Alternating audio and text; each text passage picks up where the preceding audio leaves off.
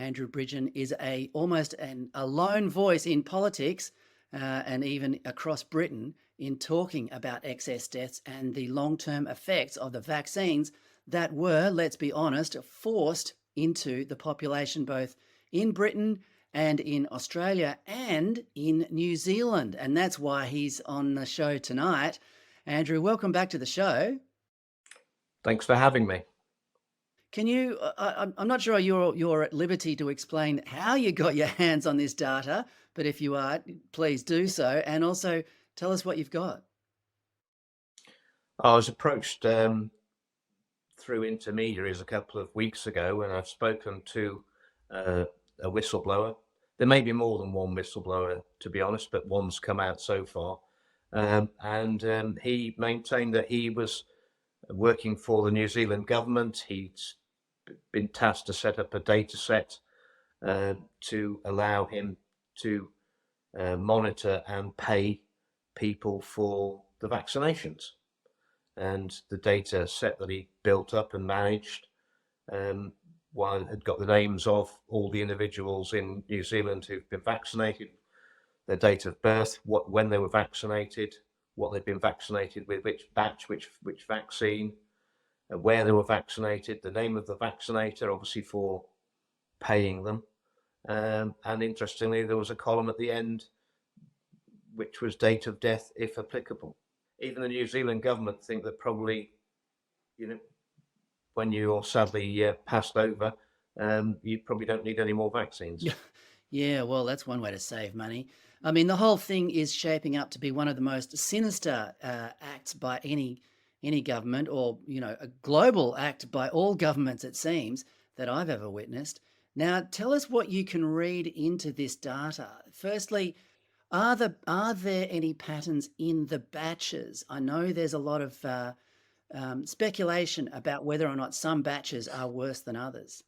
Well, the whistleblower himself obviously was maintaining this data set, and what pushed him to leak it to various people around the world who he was confident would do something with it was the fact that even he, by just looking at the raw data, thought there's something seriously wrong here. Too many, some batches, too many people are dying. He got his own major concerns about all of this. So what we had to do, when we got just to be clear, that this person who has given you this data was originally part of the program, and obviously and supposedly thought it was the vaccine rollout was a good idea, but having been sort of looked over the data, now has come over to our side and realized that in fact that the vaccine rollout was flawed and in many cases fatal. Is that correct?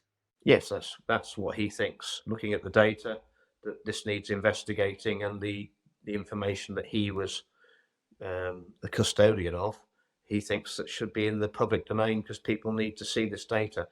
And obviously, when we got all this data, I mean, there's major privacy concerns because it's got everyone's name on it. It's their data, it's their medical records.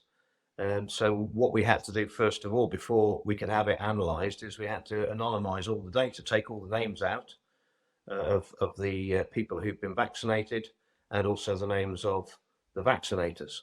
And once it was in that form, then scientists and data analysts in the UK and around the world have been able to legally look at that data and draw conclusions from it. So it's gold standard data. It's the New Zealand government's, what purported to be the New Zealand government's data of all the vaccine history of a country. So it's a fantastic data set. And the data's still being analysed. It's been analysed for a few weeks. And what people are saying to me from HART, who are a very respected group of scientists I've been working with for over 12 months, is that what you see in the New Zealand data sets is that whenever someone's vaccinated in New Zealand, regardless of the season, the mortality rate increases for 5 months following vaccination. So we normally expect mortality rates to increase in the winter time in our respective countries. But the vaccine was bucking that trend. So whenever you had it for 5 months, your chances of expiring increased.